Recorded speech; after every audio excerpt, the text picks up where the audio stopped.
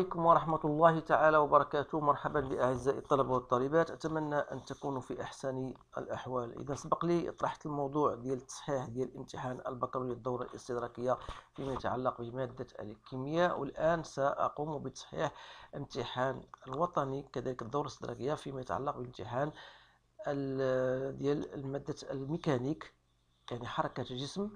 إذن في بالنسبة للعلوم الفيزيائية، إذن فالموضوع هو الآن معكم فقط للاستئناس بالنسبة للذين لا يتوفرون على نسخة منه. إذن on vous donne, on étudie bien sûr dans cet exercice le mouvement d'une bille alors le long d'un parcours AB rectiligne et en chute libre. Donc le parcours AB est incliné d'un angle alpha,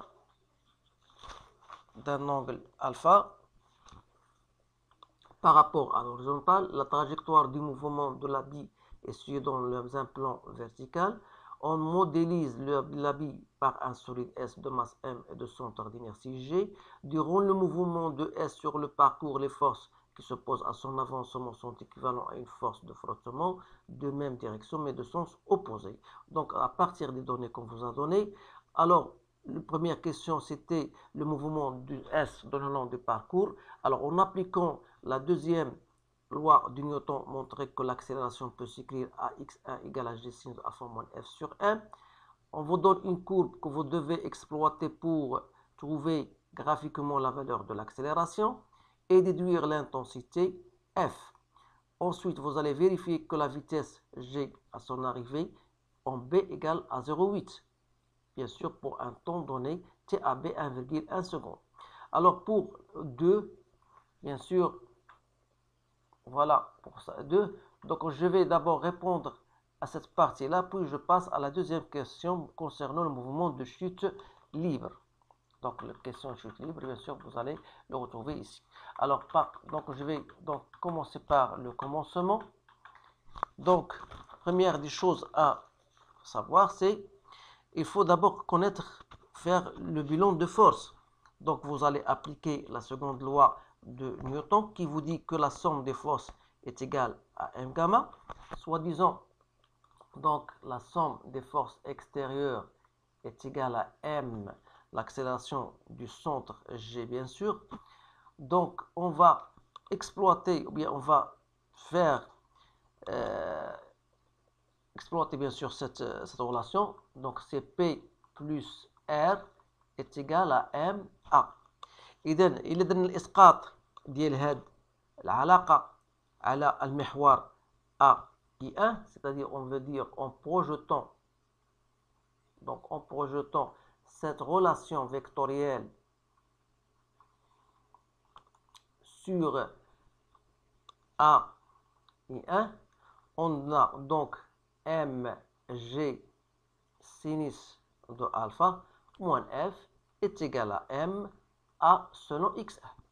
Et par conséquent, donc a x1, ça sera donc g sinus de alpha moins f sur m. Donc voilà, c'est très facile de le faire.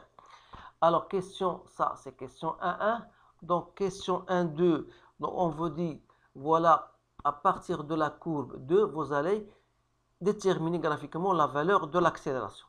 Alors si vous revenez à votre courbe, donc vous avez عندنا واحد المنحنى اللي هو عبارة عن دالة تآلفية لا تمر بطبيعة الحال من أصل المعلم، والاستنتاج الأول الذي يمكن استنتاجه هو أن السرعة عند اللحظة t تساوي الصفر هي 0.1. alors بما أنها عبارة عن دالة تآلفية يمكن كتابتها على الشكل التالي، يعني غنكتبوا بأن لا فيتيس x en fonction du temps n'est autre que AX1t plus V0x1. Vous pouvez même écrire dans la fonction A plus B, mais avec ça, c'est le coefficient directeur, c'est-à-dire que AX1 n'est autre que le coefficient, يعني معامل دالة le coefficient معامل الموجه, coefficient directeur de la fonction Vx en fonction du temps. Alors, pour le retrouver, donc il suffit de choisir deux points. Donc, si on retourne à notre courbe, donc si vous choisissez ce point-là bien détaillé, donc c'est bien exact, 0, 1, et vous allez choisir ce point-là, donc 0, 2. Alors, voilà, donc 0, 2, ça correspond à ce point-là. Alors, pour trouver la valeur de ce point, vous avez entre 0,1 et 0,2, il y a 0,1. Alors, 0,1 divisé par 5, c'est 0,02. Donc, lorsque vous allez multiplier par 3 divisions, ça vous donne 0,06. Et vous allez ajouter à 0,1. Donc, 0,1 plus 0,06, ça donne 0,16. Et par conséquent, notre choix sur les deux points qu'on a choisis, on va les mettre ici. Donc, on a choisi 0,1 et 0,2. Ce qui correspond à 0,1, c'était bien 0. Et ce qui correspond à 0,2, c'était 0. Si vous revenez ici à 0,16. C'est bien ça. Alors, en faisant notre calcul, j'ai trouvé 0,625 mètres par seconde au carré. C'est bien ça. Alors, je passe maintenant à la question qui suit. C'était déterminer, après avoir déterminé la valeur de l'accélération, on a déterminé, bien sûr, on va déterminer, on vient déduire l'intensité de frottement. Alors, à partir de notre expression, on a dit que AX1 est égal à quoi? Est égal à G sinus de alpha moins F sur M. Ça veut dire que F sur M est égal à G sinus de alpha moins AX1. Et par conséquent, F, ça sera donc M fois G sinus de alpha moins AX1. Donc, il suffit de déterminer, faire votre application numérique. Donc, c'était 0,1. N'oubliez pas que votre masse était 100 grammes. Il faut la convertir en kilogrammes. Donc, G, c'est 10 fois sinus de 20 moins 0,625. Donc, en faisant votre calcul, j'ai trouvé 0,28 newtons. Et j'espère que cela est bien vrai. Alors, je passe maintenant à la question 3. Vérifier que la vitesse égale. Alors, vous savez que la vitesse en fonction de temps n'est autre que AX1 qu'on a dit fois T plus la vitesse initiale. Alors, la vitesse initiale, c'était égal, d'après l'autre courbe, c'était 0,1 mètre par seconde. Et par conséquent, la vitesse en B au temps TB, ça sera donc 0,625 que je dois multiplier par T en B, c'était égal à 1,1 plus 0,1. J'ai trouvé 0,78 ou plutôt 0,8 mètres par seconde. Alors voilà pour cette question. Je passe maintenant à grand 2, donc à la partie concernant le mouvement de chute libre. Alors pour les questions chute libre, voilà, le solide S, il quitte le point avec une vitesse B, faisant un angle alpha avec l'horizontale, et continue son mouvement, mais en chute libre. Alors vous savez que la chute libre, c'est-à-dire il ne se met qu'à son seul poids. On choisit l'instant de passage de la bille par le point B comme nouvelle origine de temps, ou bien des dates, établir dans le repère R, I, B, I, J les équations paramétriques x de t et y de t, montrer que l'équation de la trajectoire s'écrit comme vous le voyez devant vous, et soit n un point de coordonnées xn, yn, vérifier que g passe par le point n et calculer la vitesse à son arrivée au point en se basant sur les équations de la vitesse, bien sûr, de g. Alors, pour répondre à ces questions-là, donc la première question c'était simple, donc il suffit de suivre, bien d'appliquer ce que vous avez dans votre cours. La première des choses à noter, c'est que x0, l'origine de temps, c'était 0, 0. Et la vitesse en B, il a deux coordonnées, VB cos de alpha et VB sinus de alpha, d'après, bien sûr, notre graphique, notre figure 1. Alors, En appliquant la deuxième loi de Newton, puisqu'il est en chute libre, c'est-à-dire que le seul forcier M, P égale à MA. Donc, si on projette sur l'axe des X, on aura AX égale à 0, ce qui veut dire que la vitesse Vx est une constante qui n'est autre que Vb cos de alpha. Et à partir de là, x de t sera donc Vb cos de alpha fois t plus x0, donc c'est-à-dire x0 est égal à 0. Donc voilà premièrement x de t. Alors si je projette sur l'axe y, donc à y c'est égal à g, donc ça veut dire que vy, ça sera donc gt plus vb sinus de alpha, et par conséquent y de t sera donc 1 demi gt au carré plus vb sinus de alpha plus une constante qui est égale à 0. Donc voilà pour la deuxième expression. Donc maintenant je passe à l'équation de la trajectoire. Pour cela, si je note ça, la première relation, ça la deuxième relation, à partir de la première relation 1, ça me donne t égale à x sur vb cosinus de alpha.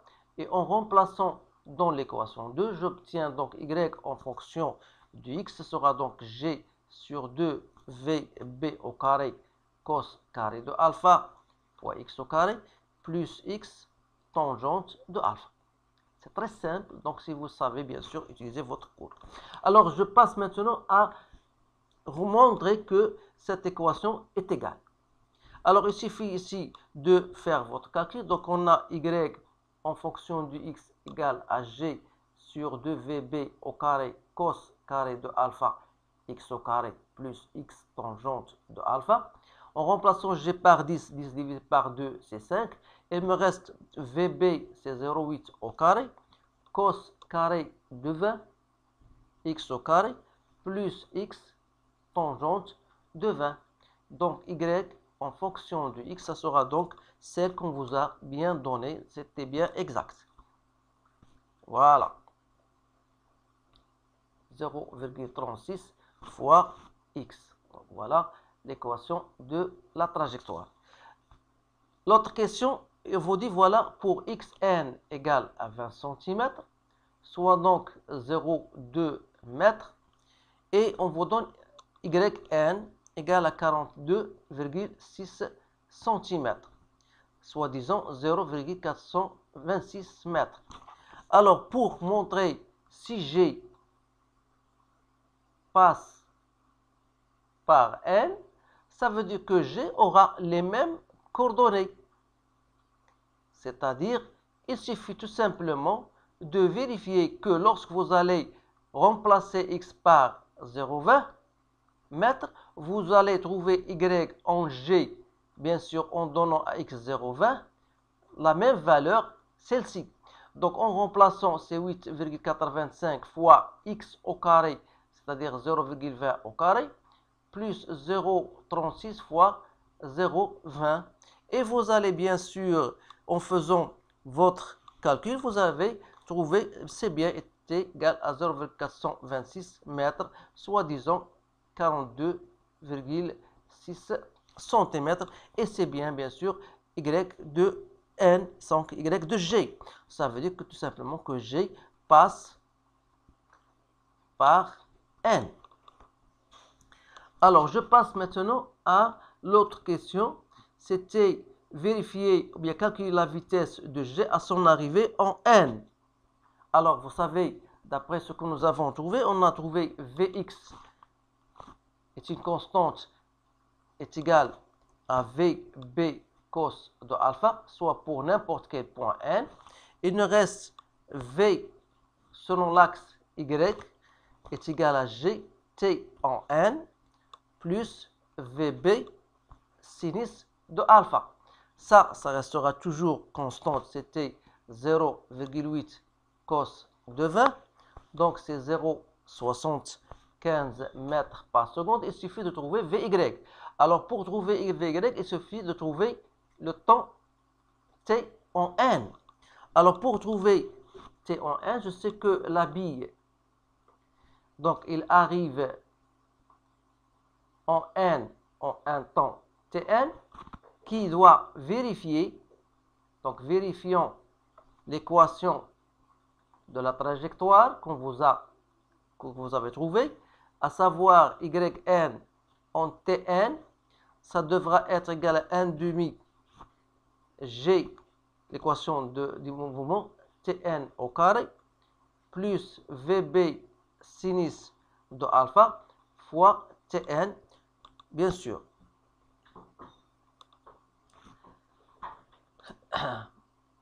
Donc c'est bien ça. Donc y de n, c'était ça. 1 demi GTN au carré plus. Donc il y a une autre méthode, bien sûr, on va raisonner sur celle-ci. Donc c'est-à-dire que 5G, c'est 10 sur 2, ça fait 5 TN au carré, plus VB c'était 0,8 sinus de 20 est égal à T, pardon, fois Tn. Donc Tn, c'est alpha multiplié par Tn. Je sais que Yn, c'était 42,6 mètres. Alors, à partir de là, j'aurai une équation de second degré, à savoir ici 0,8 sinus de 20 que je divise le tout par 5 fois Tn, et l'autre, bien sûr, ici 42,6 que je dois diviser par, ça c'est centimètres, je dois la rendre en mètres. Alors j'aurai une équation de type Tn au carré plus 0,05 Tn moins 0,08 égale à 0.